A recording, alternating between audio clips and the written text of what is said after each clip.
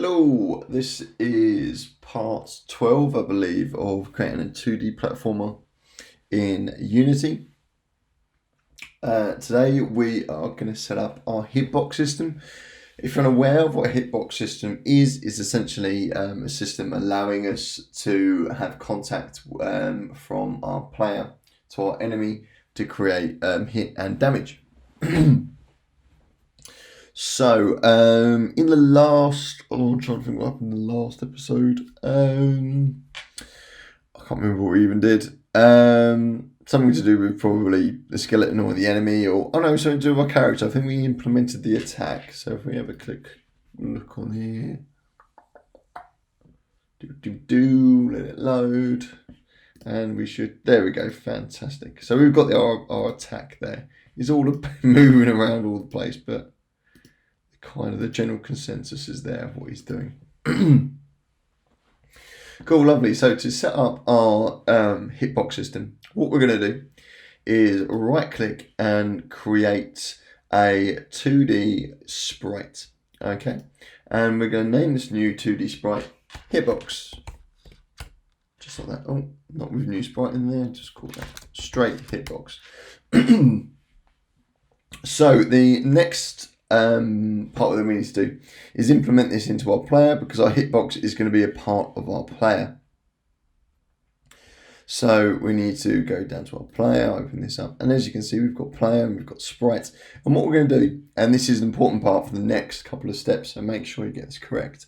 We need to make sure that our hitbox is a child of our sprite. Okay, so if we put this into here, then boom, just like that, there we go.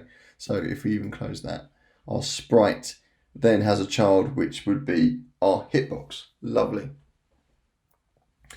Okay, so on our hitbox, we are going to create a tiny little sprite for it. So if we go to here, we've got lots of different bits going on. Let's scroll all the way down. That's probably the easiest thing. Cool. And I'm going to click UI sprite. This is a complete sort of default little sprite you'll find in Unity. So I'm just going to click on this. Lovely. So you might notice you might not be able to see this point at the moment. Our order layer number is 0, so let's change it to 50. Cool. Let's just see how synced this is with our sprite. Let's see if we can move this. Cool. So what I'm going to do is make this just a tad bigger. So let's scale this up a little bit. Where is the sprite? Come on, what are you doing? Helpful.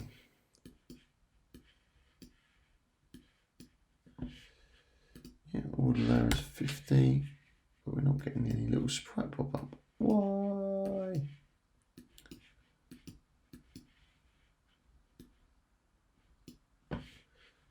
Oh, its scale was set to 0. Why has that happened?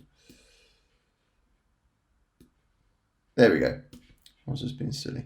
So what I'm going to do is move this closer to my character, and this is essentially going to be a placeholder for my weapon or for my hitbox, and it will come clear in a little bit. I'm just going to make that a little bit smaller, just like that. Fantastic.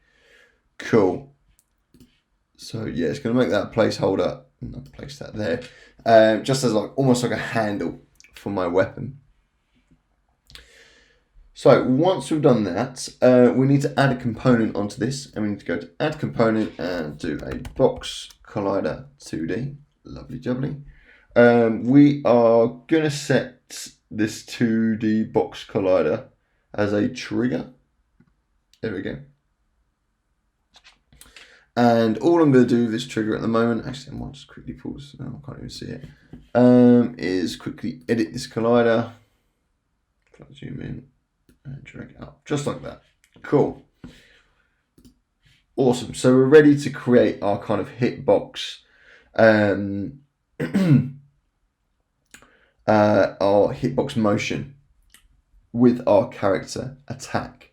So what we need to do is, we'll script this by using a rigid body actually. So let's just quickly add a Unity2D and make sure gravity scale is on 0 because we don't want it drop into the ground.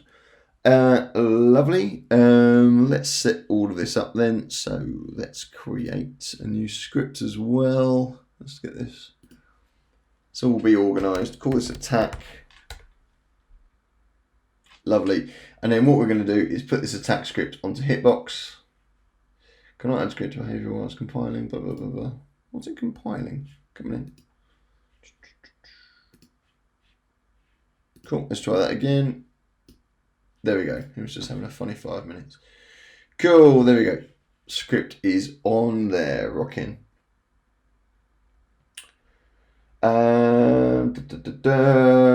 Cool.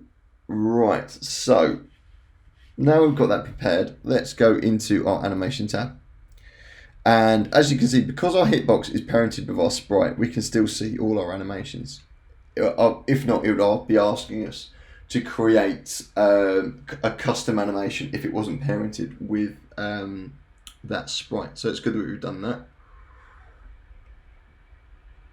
Oh, cool, lovely. So what we're going to do is find our attack animation.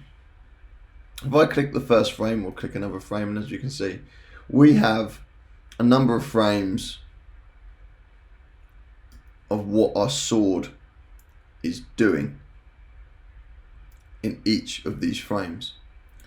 So what we're going to do is animate on our attack system this hitbox collider. Okay, so the first animation is here. What I'm going to do is quickly get rid of that gizmo as well. 3D icons makes it it makes it smaller. That's fine, I can deal with that and make it actually if I could make it smaller, there we go. So I'm just going to make that disappear. Cool.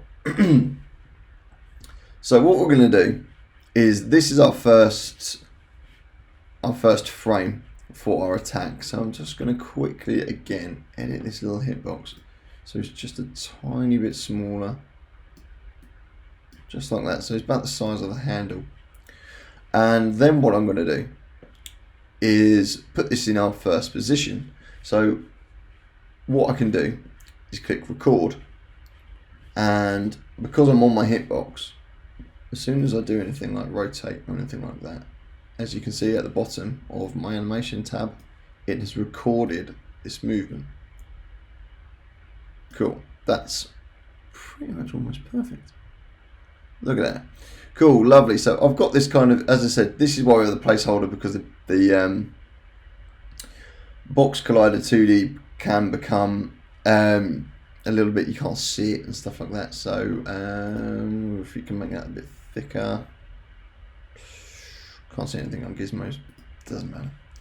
Cool, so what we're going to do is edit to this, and oh yeah, that's pretty much the same size. So I'm making this the size of the sword. So as you can see here, my first frame, my box collider is going over the sword and covering the whole sword. Okay, and I'm going to do this for each frame. And with this, when we implement all of this with this box collider or this hitbox, we're going to have the most accurate hitbox we possibly can for our attack. And you can't get better. It's standard industry stuff, so it's a really good thing to do, and it can be a bit tedious, but you should definitely do this. So I'm going to go to my next frame, and as you can see, he's now prepared his throw of the sword. So what I'm going to then do again is rotate this.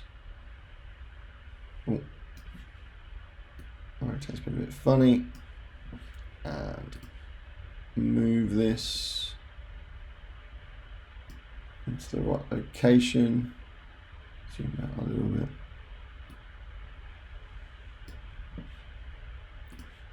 Quickly rotate that just a tad more. Click on that collider. Oh, it could just be rotated just a little bit more, couldn't it? And then, so I can't really see my collider here, but if I click on the collider points in there, you can see there just a little bit more of the rotation. Being really picky now. Click on that collider again. Lovely, fine, that's fantastic. Cool, and as we keep going, each frame, this records all of these movements. So again, let's have a look where we are. Do a slight bit of movement, not too much.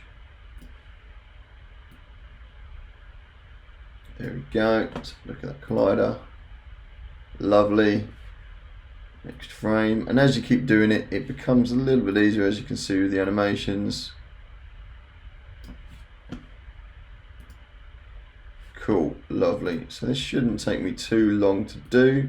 Obviously, if you've got more of a technical attack, it will take a little bit longer time. I might just move that a tad upwards.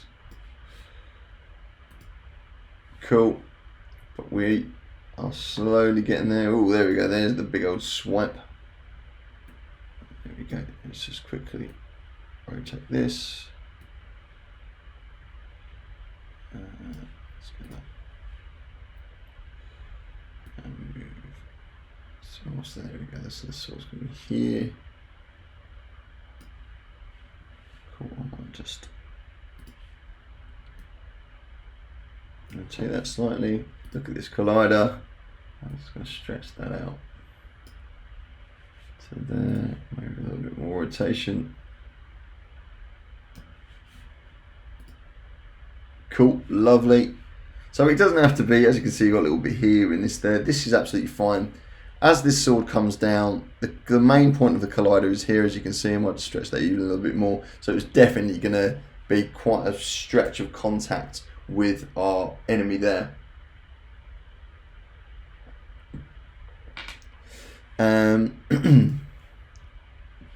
Then the sword's going back a bit.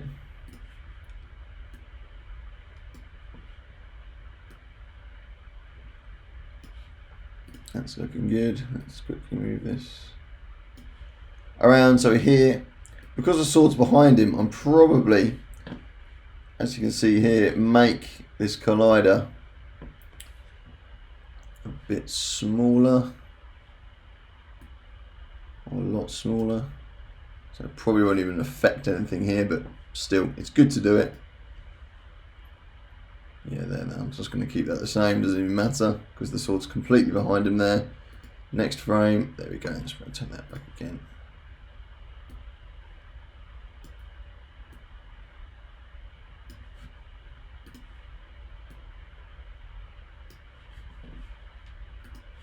So as I said, yes, a little bit tedious, but you get the most accurate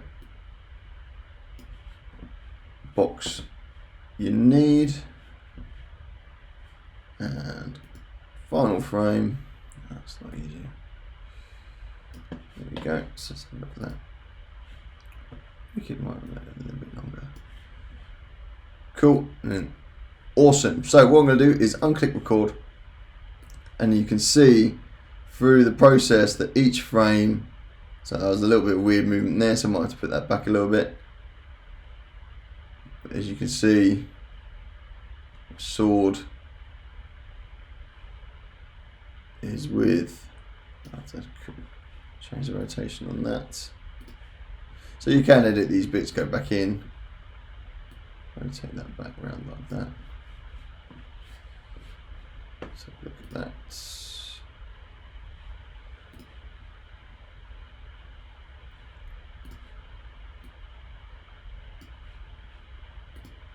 Lovely. Cool, so yeah, it can take just a little bit of a tinker.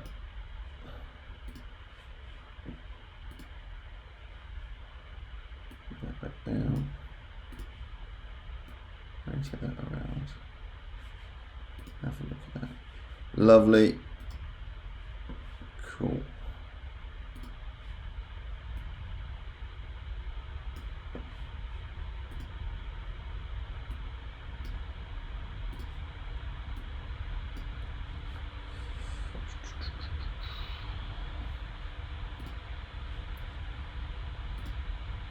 Cool, fantastic. So I'll click record and we've got all of those motions in there just like that.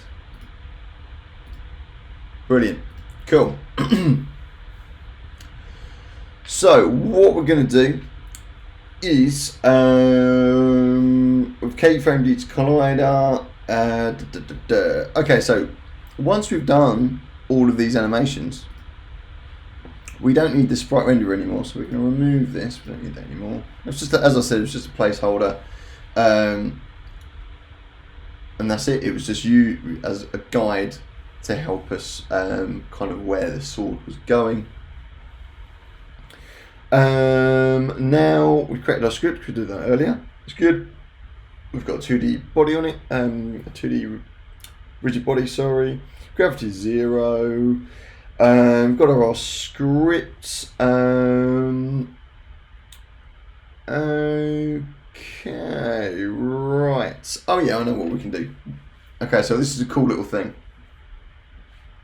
So what I'm going to do is here, in my animations, you can see that my 2D box collider is on. I only want my 2D box collider to be activated when I am playing my game. Okay, or when I'm acting, even more specific than that, only when I'm clicking my attack animation. Okay, I only want this collider to be in, otherwise we'll be attacking and hurting everybody. So what I'm going to do is, I never remember the order of this, but let's try this out. If I click on record, actually I think it's going to do this. We'll do this everywhere. So I'll turn off my 2D box collider, click on record, and then turn on my 2D box collider. And as you can see, the tick has gone red. That's good.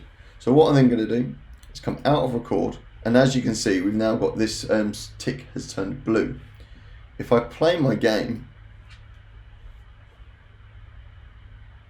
you can see, if we can see here, the box collider 2D is off. As soon as I hit attack, there we go, it's on again, and then it's gone off again.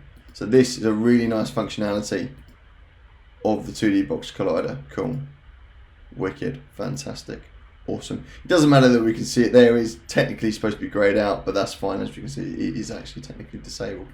That is good. So what we're going to do is quickly save that, because I'll forget how to do that. Righty then, let's go into our attack script, and let's see the functionality of this and get this working. See if we can get this collider working. So let's double click onto this. Cool. So we're on our attack script, and what we're going to do is, we don't need this for now. So we need to test that this collider is working and if it's hitting any other colliders, and obviously solve those issues, because really we only want it to be attacking our enemy with its function. So let's say void on trigger, enter. Let's double click that.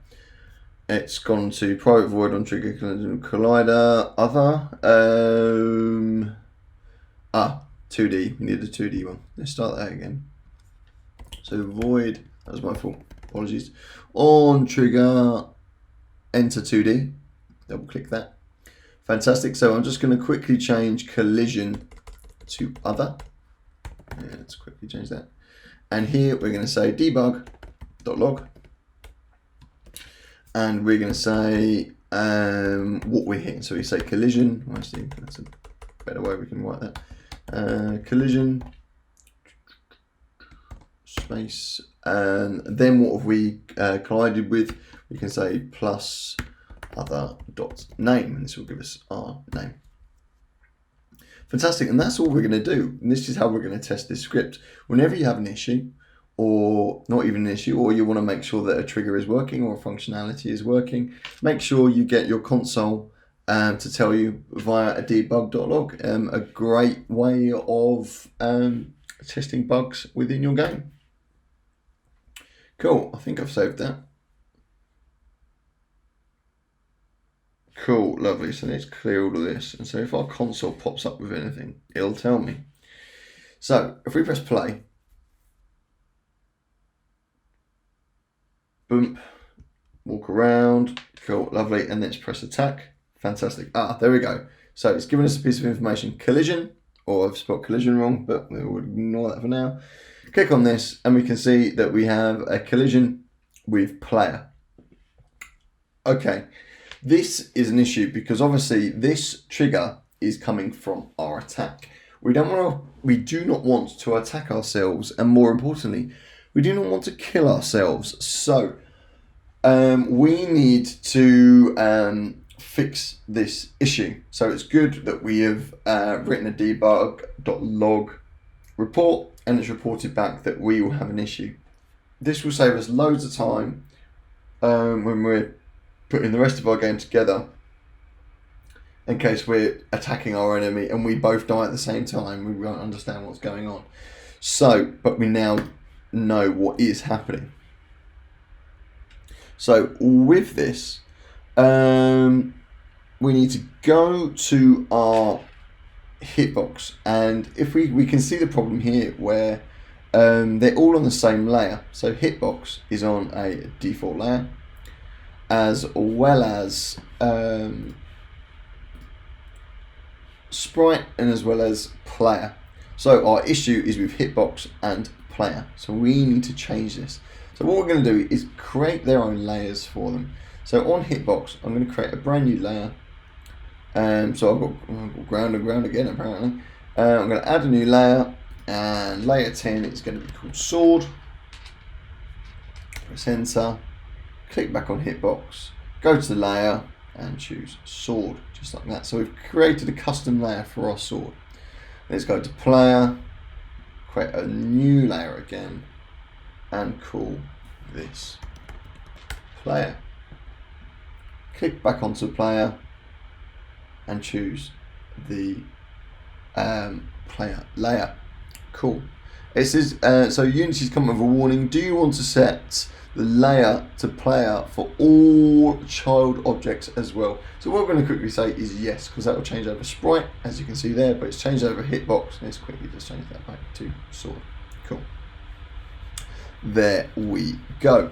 Okay, so and this is probably the best way to sort out your layers without doing bit shift or any kind of scripting for layers, really. So if you really want to sort your layers out and the triggers are attacking each other or whatever, this is the best way to do it.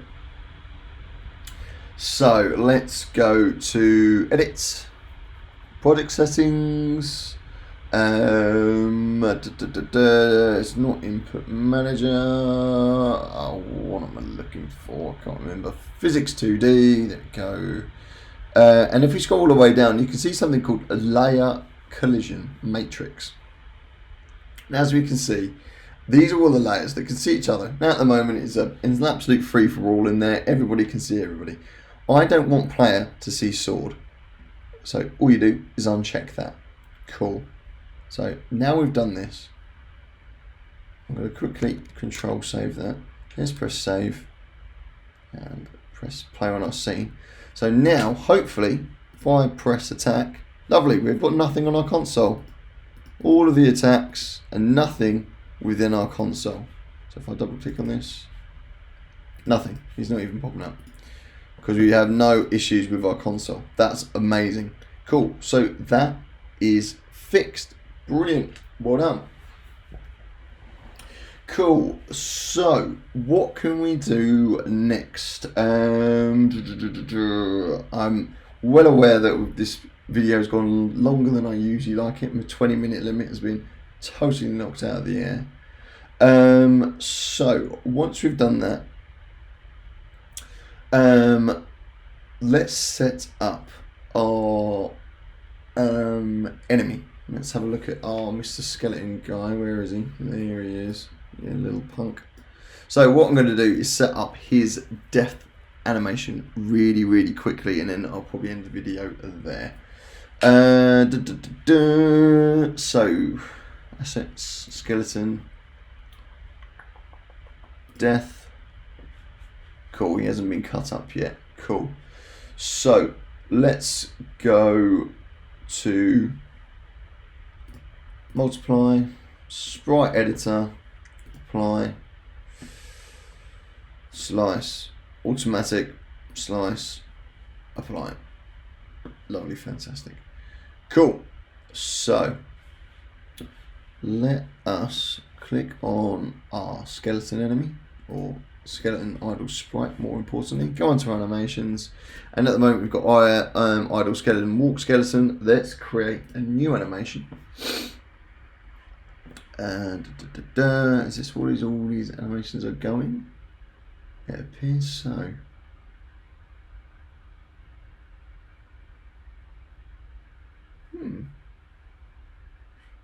I might. Didn't I make another folder for all of this? Sprites, animations, enemy. Yeah, it's all in there. There we go. So let's call this death underscore skeleton. Click save. And then what we're going to do is find all of these death animations, highlight these. Do. How many are there? There's loads.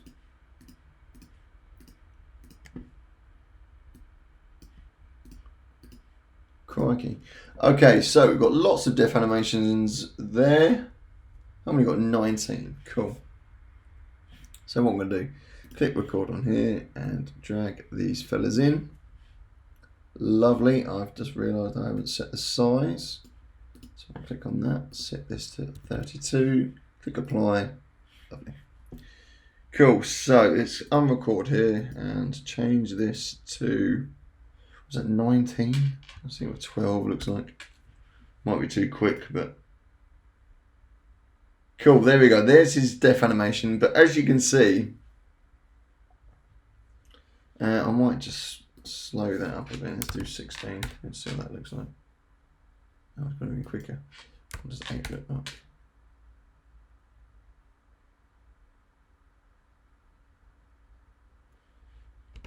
Better.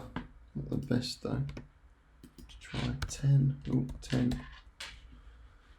Start from the start. Yeah, that'll do. Cool. So as we can see, as we go through this death animation, we can see he starts to fall apart. We've got one random frame there. That looks really stupid. I'm tempted to, why is that one? Can we delete this one? And then just move all of these down? We can. That makes things a lot easier. There's another silly one somewhere, I believe. The cutting's not very good on this one. Whoa, what's happened?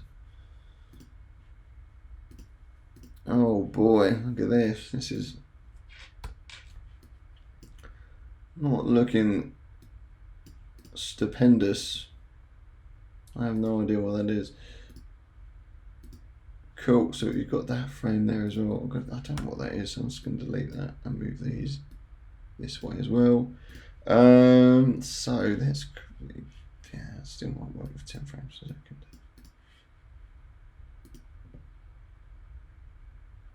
Cool, so you can see with the last couple of frames that he's floating. So again, what we're going to do is we can keyframe these dudes. So where are we? Let's see where it first goes wrong. Is he falling there? Let's play this through. Yeah, he looks like he's falling there, so that's fine. That's weird. That's okay. That's not okay. So what we do, if we click record, let's quickly move this down a little bit to the ground like that. Cool. So it's adding an animation in every frame. There we go. So put that one down as well. So there.